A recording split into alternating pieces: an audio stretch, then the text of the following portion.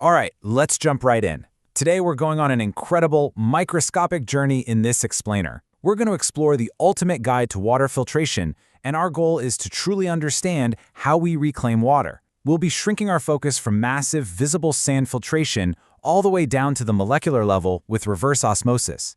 If you've ever wondered about the hidden, high-pressure technology that actually keeps our circular water economy flowing, you are absolutely in the right place. Here's our roadmap for today. We'll start big with the circular water economy, tackle our first physical depth filters, and then systematically shrink our focus down through micro, ultra, and nanofiltration all the way to reverse osmosis and the final disinfection polish. Okay, first up, the circular water economy. You know, with global water demand expected to overshoot supply by a staggering 40% by 2030, we really have to abandon that old take, make, and discharge model.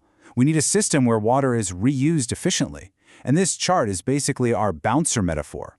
Over on the right, the bouncers easily block massive stuff like algae and sand. But as we move left into the microscopic realm, down to viruses and tiny aqueous salts, we need some incredibly advanced tech to stop them from slipping through.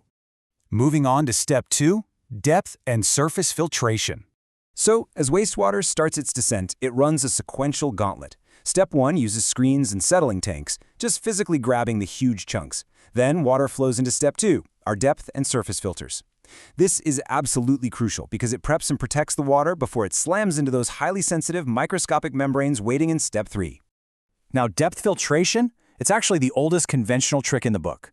Think massive beds of sand conditioning the secondary effluent. Its real job today is just acting as that first burly bouncer. It catches the visible troublemakers so the delicate, and honestly very expensive membranes down the line don't get completely gunked up and fouled. Next up, we're zooming in, micro and ultrafiltration. All right, at this level, traditional sand is out, and microscopic pores are in.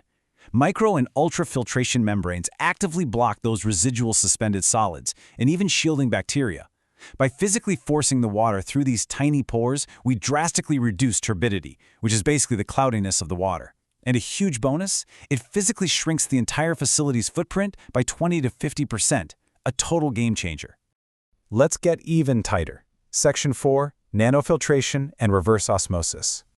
Now, notice the massive shift in energy here. Micro and ultrafiltration pull out bacteria at relatively low pressures, but nanofiltration and reverse osmosis, they are targeting dissolved materials and salts down at the molecular level. To beat natural osmotic pressure, we have to pump in massive amounts of high-pressure energy to literally squeeze pure water molecules right out of those high concentrations of salts and organics. So, why spend all that high-pressure energy? Well, for a staggering 95 to 99.5% removal rate. I mean, that's incredible. Reverse osmosis and nanofiltration strip that water down to near absolute purity.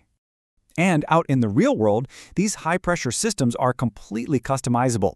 Facilities essentially stack these technologies like building blocks. Microfiltration blocks the bacterial cells, tighter ultrafiltration grabs the fats and proteins, and then finally, reverse osmosis strips out the dissolved salts and sugars. You just configure it based on exactly how pristine you need your reclaimed water to be. Bringing us to Section 5, disinfection, or as I like to call it, the final polish. There are 3 main ways we put that final polish on the water to knock out any lingering pathogens. Chlorine is super common. It's cheap and it works, but it does leave a toxic residual behind, meaning you have to dechlorinate to protect aquatic life. Then there's ozone. It's a highly reactive blue gas that literally disintegrates bacterial cell walls. It leaves absolutely no toxic footprint, which is awesome, but it's pretty corrosive to handle. And finally, UV radiation. This cleverly uses special light to deactivate the DNA of microorganisms. Zero chemicals involved, but you absolutely have to keep those glass lamps perfectly clean and run continuous power to them. Which brings us to our final section, reclaimed water as a resource. Because of these incredible high-pressure technologies we just walked through, utilities are no longer just glorified disposal sites. They're evolving from your standard wastewater treatment plants into true resource recovery facilities. Think of them as modern factories. They actively mine valuable nutrients like nitrogen and phosphorus, they generate alternative energy like biogas, and of course, they pump out pristine, reclaimed water. So, let's wrap this explainer up with a thought. Do you still look at wastewater as, well, waste?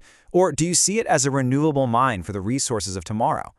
The circular water economy isn't just some pipe dream. It is a physical reality right now, entirely made possible by the microscopic, high-pressure filtration tech we just checked out. Thanks for joining me today. Keep questioning, keep learning, and I'll catch you next time.